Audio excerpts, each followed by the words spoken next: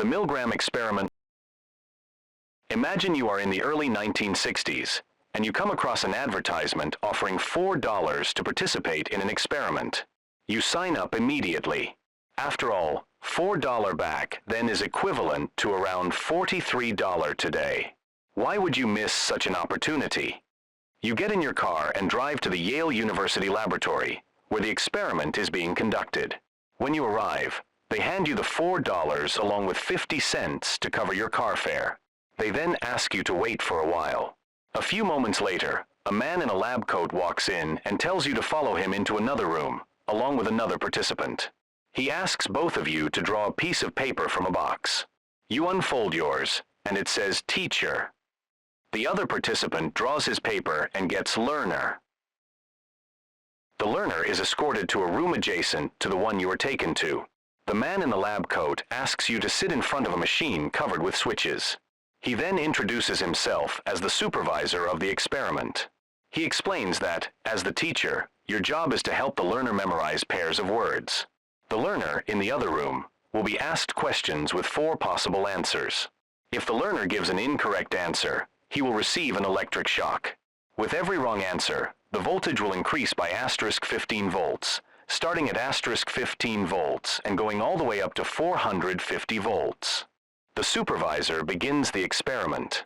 You try your best to help the learner remember the words, but he gives the wrong answer. The next second, you hear him scream. The supervisor orders you to continue. The learner gets the next answer wrong as well. This time, you hear him banging his head against the wall. You can tell he is in immense pain. You ask the supervisor to stop the experiment. The supervisor calmly replies, "Although the shocks may be painful, there is no permanent tissue damage, so please go on." Reluctantly, you continue. You manage to teach a few words correctly, but the learner keeps making mistakes. The voltage climbs higher and higher until it reaches 400 volts. The learner answers the next question incorrectly. You hear the zap. And then, silence. No screaming. No cries. No banging on the wall. The supervisor tells you that the experiment is over. You leave the laboratory, and on your drive back home, you can't stop thinking about what just happened. It all feels surreal. But there is something you don't know. The learner was never actually electrocuted. He was an actor. You were the real subject of the experiment. The study was designed to find out how far an ordinary person would go when instructed by an authority figure. The results were deeply disturbing. Many participants trembled, bit their nails, and some even suffered seizures due to the emotional stress. On average, 61% of participants in the United States continued all the way to the maximum voltage. In similar studies conducted outside the US, that number rose to 66%. The experiment showed that, in situations involving authority and pressure, people often surrender their own judgment and obey a higher authority instead. To this day, the Milgram experiment remains one of the most controversial psychology experiments ever conducted. Little Albert experiment.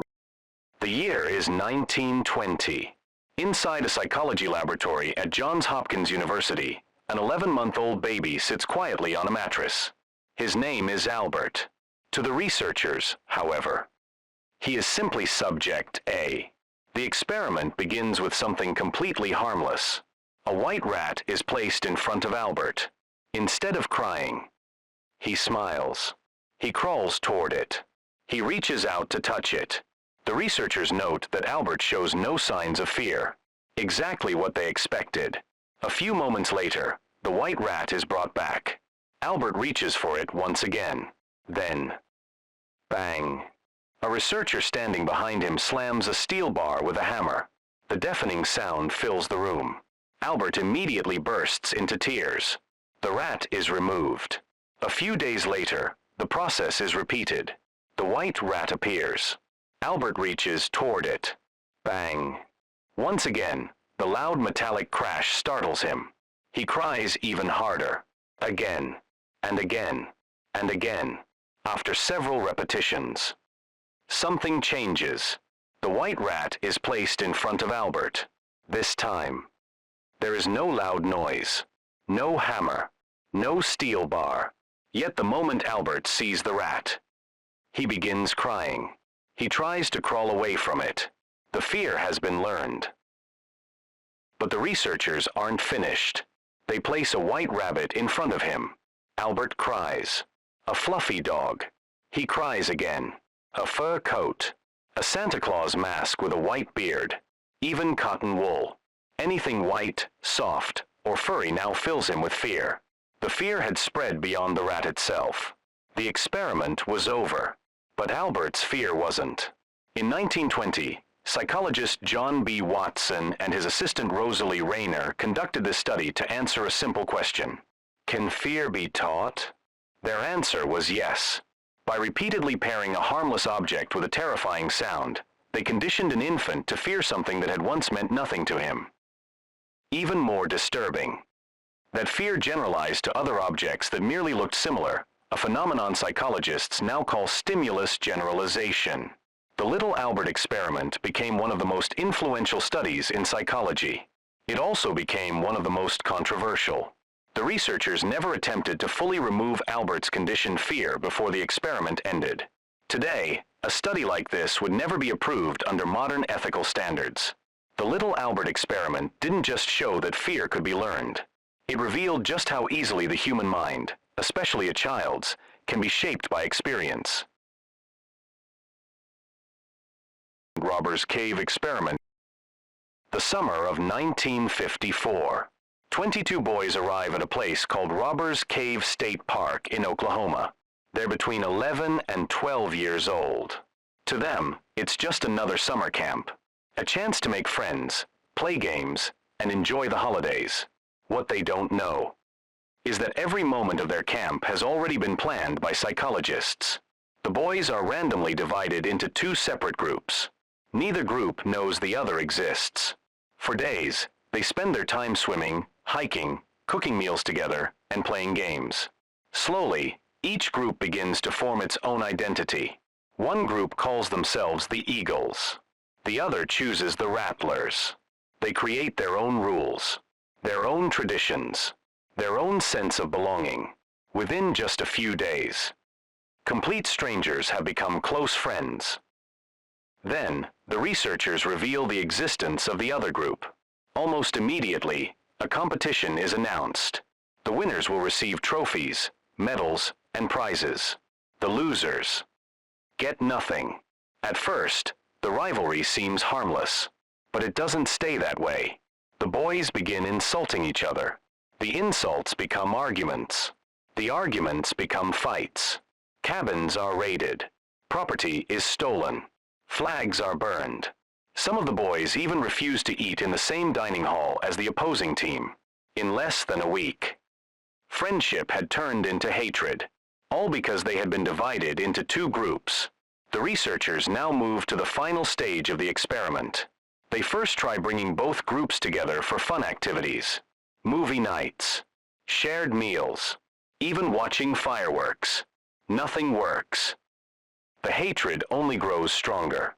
Then they try something different. The camp's water supply suddenly stops working.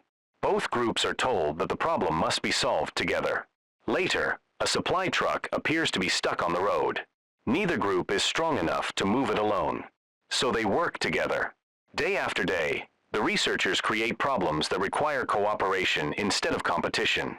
Slowly, the insults disappear. The fights stop. The boys begin talking to one another again. Eventually, members of both groups choose to eat together, play together, and even ride home on the same bus.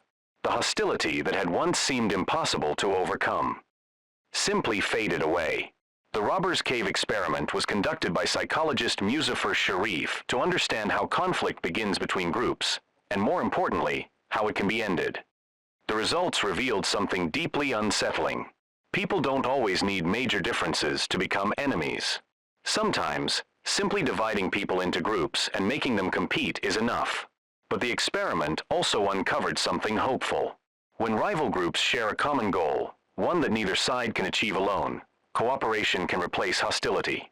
Today, the Robbers Cave experiment remains one of the most famous studies ever conducted on prejudice, group conflict, and human behavior. It showed that sometimes The line between us and them is much thinner than we like to believe. Harry Harlow Rhesus Monkey Experiment. The year is 1958. Inside a laboratory at the University of Wisconsin, newborn rhesus monkeys are separated from their mothers just hours after birth. They don't know why. They simply cling to the air where their mother should have been. Instead, the researchers place two artificial mothers inside their cages. One is made entirely of bare wire. It holds a milk bottle and provides food. The other has no food at all. It is covered in soft cloth. Warm, comforting, almost like real fur. The question the researchers wanted to answer was simple. Is love nothing more than food? At the time, many psychologists believed that babies became attached to their mothers simply because mothers fed them. Harry Harlow wasn't convinced. The experiment begins. The baby monkeys approach the wire mother only long enough to drink milk. The moment they're finished, they rush back to the soft cloth mother. They cling to it for hours, sometimes for almost the entire day. Then the researchers introduce something frightening. A loud mechanical toy is placed inside the cage. The baby monkeys panic. Instead of running toward the mother that feeds them, they run to the cloth mother, holding on to her tightly until they feel safe again. Food wasn't what they wanted most.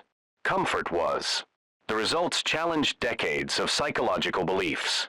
But Harlow didn't stop there. His later experiments became far more disturbing. Some monkeys were raised in complete isolation for months. No mother, no other monkeys, no social interaction, only silence. As time passed, the monkeys stopped behaving normally. Many rocked back and forth for hours. Some refused to play. Others became terrified of social contact. When finally introduced to other monkeys, many couldn't interact at all. Some became unusually aggressive. Others withdrew completely. The emotional damage was severe. Some monkeys never recovered. Harry Harlow's research transformed psychology. It demonstrated that affection, comfort, and social connection are not luxuries. They are basic needs for healthy development. His findings influenced how hospitals, orphanages, and parents cared for children around the world. But the cost of those discoveries remains deeply controversial. Many scientists argue that the suffering inflicted on the monkeys was far too great to justify the knowledge gained. Today, experiments involving such extreme psychological distress would never pass modern ethical standards. The Harlow monkey experiments revealed a truth that seems obvious now. Living beings don't just need food to survive. They need comfort. They need connection. And without it, the mind itself can begin to break.